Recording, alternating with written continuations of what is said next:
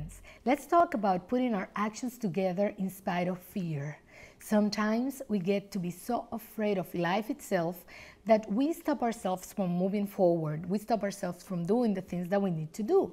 And fear can be something that not necessarily is bad in our lives. It can be, depending on how it presents in our lives. So fear can be something that is positive when it comes as an instinct, something that tells us that something is not right, something that seems like a sign or some sort of alert. That is when fear is manifesting itself as something positive in our lives. And it's something that can be actually good for our own security, for our integrity. It can be something very positive. However, when fear manifests itself in a negative way in our lives, I'm referring to fear as a way of thinking. The way we think, it's fearful, and we see all the bad and the negative in everything we do, and that's only the excuse, and that is the reason that we use not to do things or not to move forward.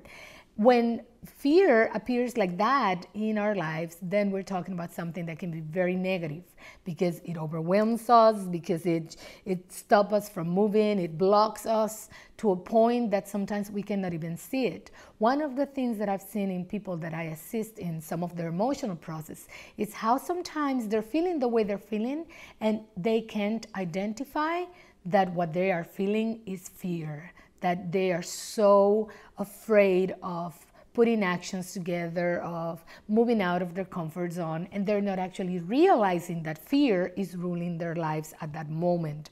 So this is very important that we get to identify it and define it and face it in our lives. All human beings have basic fears that we all share that can come, at one point or another in our lives. We get to feel those specific fears.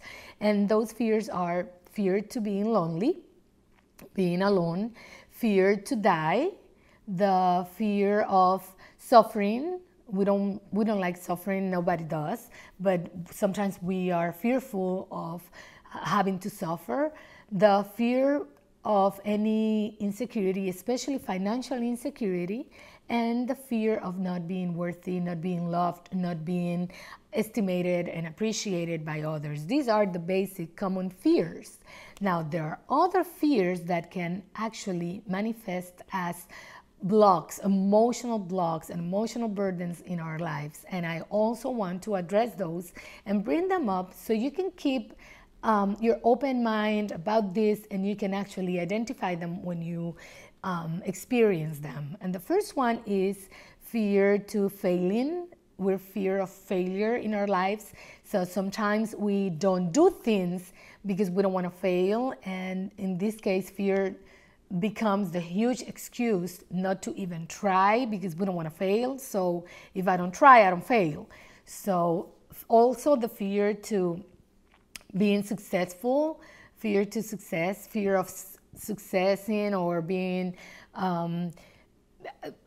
or doing something important because of all the consequences that might imply in our lives. And sometimes I have mentioned this before, we have those secret loyalties to the way that we were raised or the opinions of others and all that, that success sometimes seems like something that is going to be overwhelming, that I cannot handle it. So therefore, I don't want to do anything that is going to bring me some success. And finally, fear to the unknown. Whatever it's out of my comfort zone, whatever it's something that I don't know or I have not experienced, then I don't even want to try it. I don't want to experience it. I don't want to feel it. I don't want to deal with that. What is the best way to actually get rid of those emotional burdens, those emotional blocks in our lives? And whatever fear comes to your life, what is the best way to actually counteract and make sure that fear won't be ruling your life? Well, the first thing that we need to do is face it. We need to acknowledge the way we feel. We need to be able to recognize, identify, and accept that we feel that way. And then we need to do whatever it takes in spite of that fear. I like to illustrate fear as a gentleman, how it can be blocking your way, and as you continue moving towards fear, it just moves to the side and lets you pass by him, by fear as a gentleman. It is a strange illustration, but it's pretty much the way fear works. When we look at it in the eye, when we face it, when we don't try to hide it anymore, when we don't try to avoid feeling what we're feeling, and when we start asking, having those internal questions, what is the worst thing that can happen? What is going on? Because we're going to realize that the main effect that fear has is that it steals our now, our today, it steals the moment. It projects us to the future in such a catastrophic, fatalistic way that we see ourselves not moving just simply because of the possibility of something that might happen, and it hasn't even happened. So I would say that that's probably the worst effect of fear, how it steals our life from us without even realizing it. So it is extremely important that we understand that fear as a way of thinking, it's in your mind, and it's like a snowball.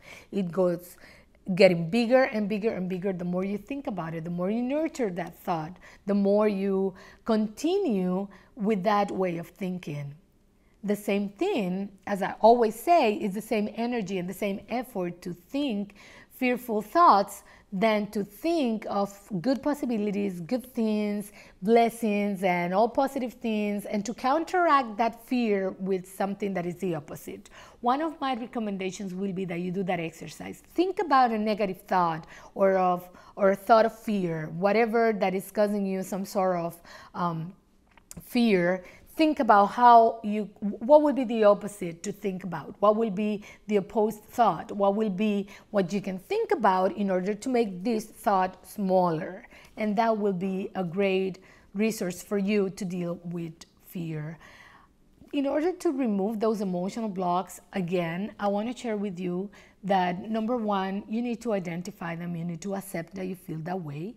Number two, don't start thinking that you're failing in your life or that you're a bad person or that you're a coward or anything like that. Don't encourage any self-destroying thoughts.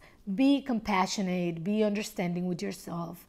It's just the way it is. Don't try to fight it. It's just the way it is.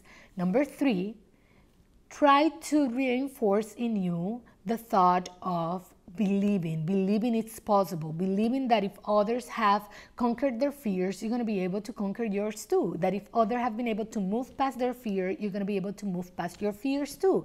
If others have been able to accomplish what they want, you can do that too.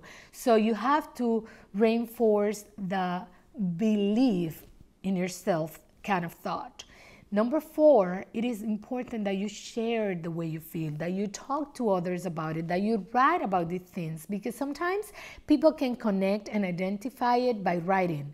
But in other occasions, when you have a support net, when you have a support group, when you have good friends that you can talk about how you're feeling, and these are people that are also on their emotional growth process, they can help you identify that what you're going through is actually that you're feeling all fearful about life or about something in your life. So these can be important people that can help you identify your fears. And finally, my friends, move forward. In spite of your fears, keep putting your actions together. Keep doing what you think you need to do. Don't think about the fear. Think about the result. Think about the reasons why you need to do this or that. And try not to spend time thinking about all the things that can go wrong, but rather than that, encourage the things that can go right. Encourage your reasons, encourage the results, encourage that others have been able to do exactly the same thing that you're doing. And if they have been able to do it, why wouldn't you? Why you think you cannot do it? So these are the kind of thoughts that we need to nurture in order to move forward, in order to put our actions together in spite of our fears. I hope this session helps you, and I hope you can join me next week with another session of Emotional Café. See you then.